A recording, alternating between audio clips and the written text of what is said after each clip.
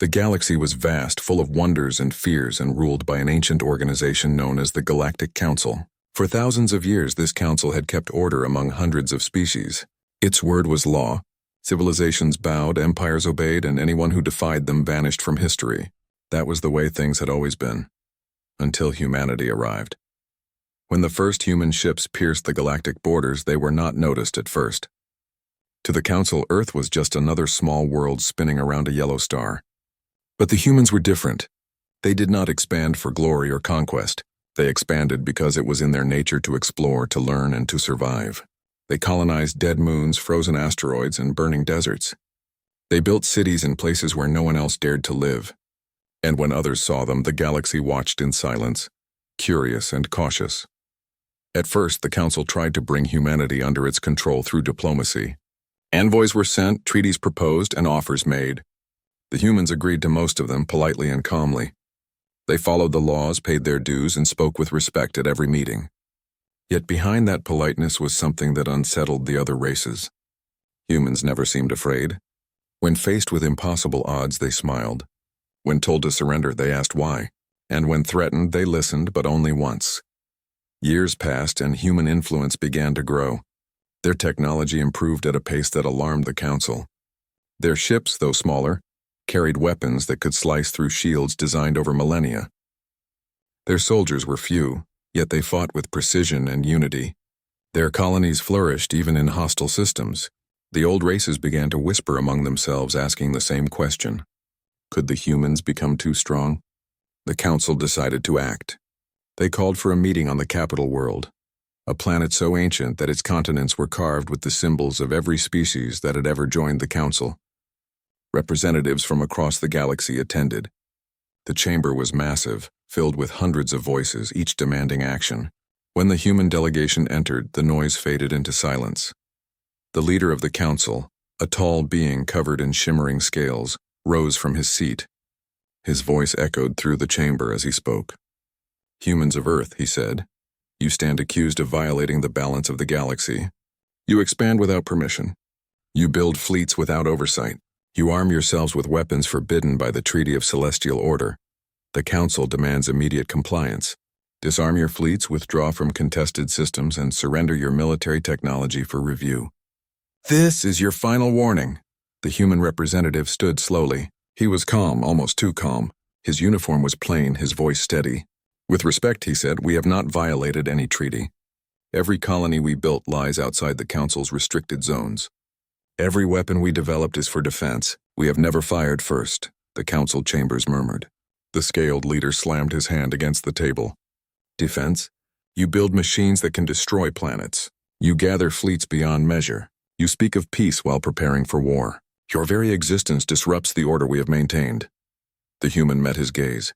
"Perhaps the order you speak of was never meant for everyone," he said softly. "Perhaps it was meant only for those who bow." Those words struck the chamber like thunder. The Council members hissed and shouted.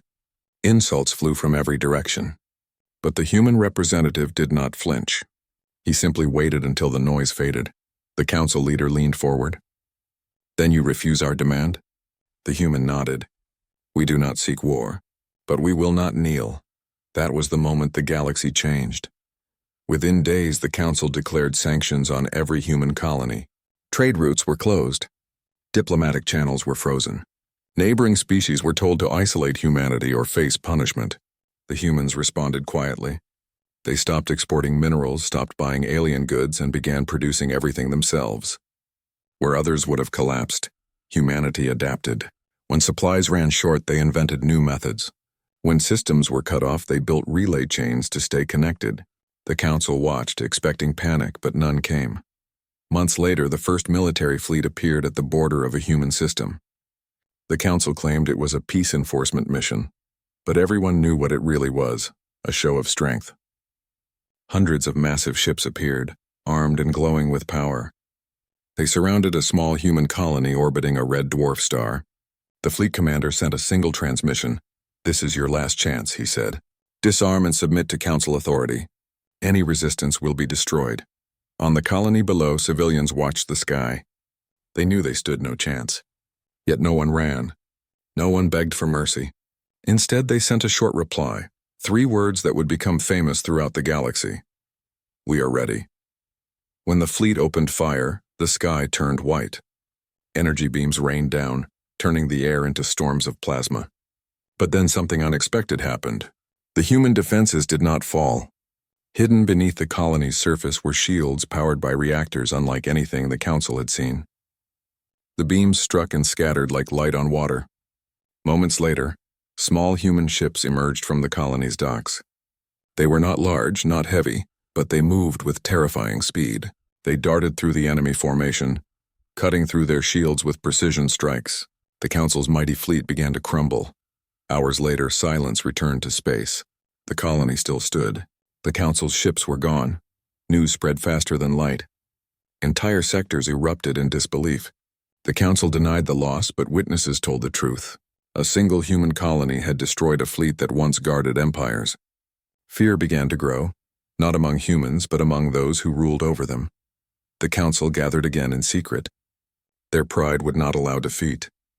They decided to send a message not of diplomacy, but of control. They would make an example of humanity once and for all. The Council ordered the formation of a Grand Armada, a coalition of hundreds of species, thousands of ships. The largest fleet ever assembled since the dawn of galactic civilization. Their mission was simple: enter human space and demand surrender. If refused, erase every human world from existence. The Armada moved like a tide of darkness, filling the void between stars. Every sensor in the galaxy detected it. Every station watched in silence. On Earth, leaders gathered in an underground chamber. The human representative from the Council stood once again before them.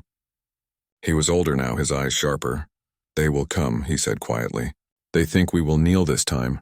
One of the officers asked, "Do we respond?" The man nodded. Yes, but not with words. Days later, the Armada arrived at the edge of the Sol system. Their flagship sent out a message to Earth. "This is the Galactic Council," the commander declared. "You have defied us for the last time. Surrender your weapons and your sovereignty. You have 1 hour." For a long moment, no one replied. The fleet waited, confident, their weapons ready. Then a single transmission came through. The voice was calm, emotionless, human. "This is Earth Command. Message received." And then silence. The commanders of the Armada looked at one another, confused. No fleets were visible. No weapons powered up. It seemed humanity had accepted defeat. But then their sensors began to scream. Space behind the human colonies rippled like a curtain being pulled away. From the distortion emerged massive shapes. Human dreadnoughts, dozens of them, then hundreds. Each ship was built like a fortress, coated in black armor that swallowed the light. Their weapons hummed with energy that made the void itself tremble. The Council commander froze. "Impossible," he whispered. The human voice returned. "You gave us your last warning," it said. "Now hear ours. Leave our systems and never return." The commander laughed bitterly. "You think you can threaten the Council? We are the law of the galaxy." The voice was cold. "Then the galaxy needs a new law." What followed was not a battle, it was a reckoning. The human dreadnoughts opened fire in perfect coordination. Energy beams cut through the void like blades of light. The Armada's shields shattered within minutes. Ships exploded one after another, their fragments drifting silently into the dark. The Council's proud flagship tried to retreat, but a single human cruiser intercepted it, disabling its engines with a precise strike. The Council commander stared at the approaching human vessel, realization dawning too late. Within an hour, it was over. The Grand Armada was gone, not defeated, erased. Humanity did not celebrate. They did not broadcast victory or demand surrender. They simply sent one message to every system across the galaxy: we will not attack. We will not conquer. But if you threaten us again, we will end it.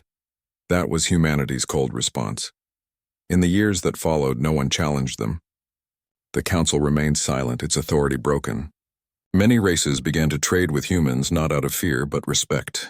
They saw in humanity something they had forgotten: courage without arrogance, strength without cruelty. The old order faded, replaced by new cooperation. The humans did not seek to rule. They sought only peace under their own terms. One day, a young alien scholar visited the ruins of the old council chamber. There he found an old inscription carved into the wall. It was the council's ancient creed: order through fear. Next to it, newly written by a human visitor, were 3 simple words: freedom through strength. The SC,